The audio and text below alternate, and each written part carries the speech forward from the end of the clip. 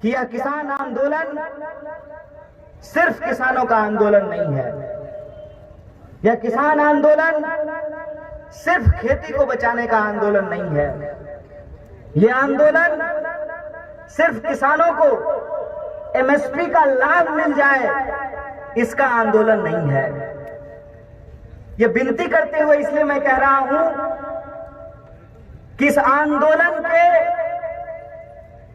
भीतर जो ऊर्जा लगी हुई है, इस आंदोलन के भीतर जो चिंता है, उस ऊर्जा और चिंता दोनों को हमको समझने की जरूरत है। मैं सबसे पहले चिंता के संदर्भ में आपसे कुछ बातें साझा करना चाहता हूं। बहुत सारे लोग ये कह रहे हैं कि किसान को आंदोलन करने की क्या जरूरत है, वो खेत में जाकर के खेती करें।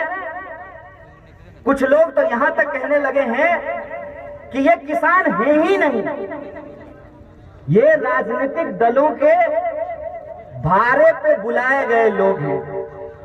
ये तो मैं सभ्य भाषा में बोल रहा हूं। अगर आप बिके हुए पत्रकारों और मीडिया चैनलों को सुनेंगे तो आपके कान से खून निकल सकता है। वो कहते हैं कि ये किसान नहीं है, ये आतंकवादी हैं। पिछले कुछ महीनों से मेरे फेसबुक पे बहुत सारा मैसेज आता है और वो मैसेज करने वाले ज्यादातर लोग जो हैं वो वेस्टर्न यूपी, हरियाणा और पंजाब के हैं। ज्यादातर मैसेज में लोग लिखते हैं, भाई साहब माफ कर दीजिए, गलती हो गया। हम सोचते हैं किस बात का माफी मांग रहा है, हमने ऐसा क्या कर दिया। तो अगले लाइन में लिखता है, आपको देशद्रोही समझने की गलती कर दी, जाके पैर न फटे विवाही, वो का जाने पीड़ पड़ाई। जब हमारी यूनिवर्सिटी के ऊपर हमला हुआ था तो हम इस देश में घूम घूम करके लोगों को कह रहे थे कि हमारी यूनिवर्सिटी देश के खिलाफ नहीं, देश के आम आवाम के हक और अधिकार के लिए खड़ा होने वाली यूनिवर्सिटी है। हम उस वक्त भी कह रहे थे कि ये लड़ाई सिर्फ विद्यार्थियों का लड़ाई नहीं है। हम उस वक्त भी कह रहे थे कि ये लड़ाई एक विश्वविद्यालय को बचाने की लड़ाई नहीं है। ये लड़ाई दरअसल इस देश में देश के जवानों, किसानों और इस देश के आम आवाम के हक और अधिकार को बचाने की लड़ाई है। याद कीजिए, जब सीए एनआरसी का विरोध हो रहा था उस वक्त भी हम यही कह रहे थे कि यह सिर्फ मुसलमानों का आंदोलन नहीं है। और आज जब किसानों का आंदोलन हो रहा है तब भी मैं आपसे यही कह रहा हूं कि यह सिर्फ किसानों का आंदोलन नहीं है, ये इस देश के आम और आवाम के हक और अधिकार को बचाने की लड़ाई है। और जब मैं ये बात कहता हूं तो इसके पीछे एक तर्क है, इसके पीछे एक दावा है कि मैं ऐसा क्यों कहता हूं। मैं पहली शुरुआत करना चाहता हूं अपनी यूनिवर्सिटी से। हमारी यूनिवर्सिटी में जो आंदोलन हुआ, उस आंदोलन में हम क्या मांग रहे थे? हम कह रहे थे कि शिक्षा खरीदने बेचने की चीज नहीं है। शिक्षा इस देश में पैदा होने वाले हर इंसान का बुनियादी अधिकार है। हम कह रहे थे कि आपको जितनी परीक्षा लेनी है ले लीजिए, आपकी इच्छा हो तो अग्नि परीक्षा ले लीजिए, लेकिन अगर हमारे भीतर काबिलियत है तो हमको पढ़ने लिखने का अधिकार होना चाहिए। और ये हम आपसे भीख नहीं मांग रहे हैं, ये हमारा बुनियादी अधिकार है, इसको हम आपसे मांग रहे हैं और इसको हम लेकर के रहेंगे।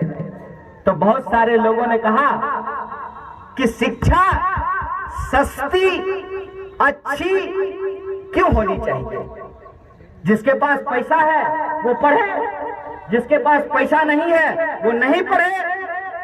तो मैं एक सवाल आपसे पूछना चाहता हूं, अगर ऐसा ही होता कि जिसके पास पैसा है वही पढ़ सकता है, तो क्या इस देश में डॉक्टर बाबा साहब भीमराव अंबेडकर देश का संविधान लिख पाते? आप सोच करके हमको बताइए कि इस देश के जो नागरिक हैं वो नागरिक कलम से लेकर किताब तक, नमक से लेकर के गेहूं तक, जूता से लेकर छाता तक, रोड पे चलते हो या हवाई जहाज में उड़ते हो, सरकार को टैक्स देते हैं। हम सरकार को टैक्स देते हैं नहीं देते हैं? ऐसा तो नहीं है ना कि सिर्फ अरबपति खरबपति लोग ही टैक्स देता है, हम लोग भी टैक्स देते हैं। जब मोबाइल खरीदते होंगे तो मोबाइल के दाम के नीचे लिखा रहता है ना, inclusive of all taxes, Hindi में लिखा रहता है सभी कर सहित। तो हम अपने खरीद में जो भी सामान हम खरीदते हैं, हम सरकार को टैक्स देते हैं। सरकार को हम टैक्स क्यों देते हैं? सरकार को हम टैक्स इसलिए देते हैं कि सरकार हमको सुरक्षा दे सके। क्या सिपाही जी, सरकार वेतन देती है ना, बाप के घर से नहीं देती है ना, हमारा टैक्स के पैसा से देती है ना। किसके टैक्स के पैसा से जो है सुरक्षा कर्मियों को वेतन मिलता है? हमारे टैक्स के पैसे से मिलता है।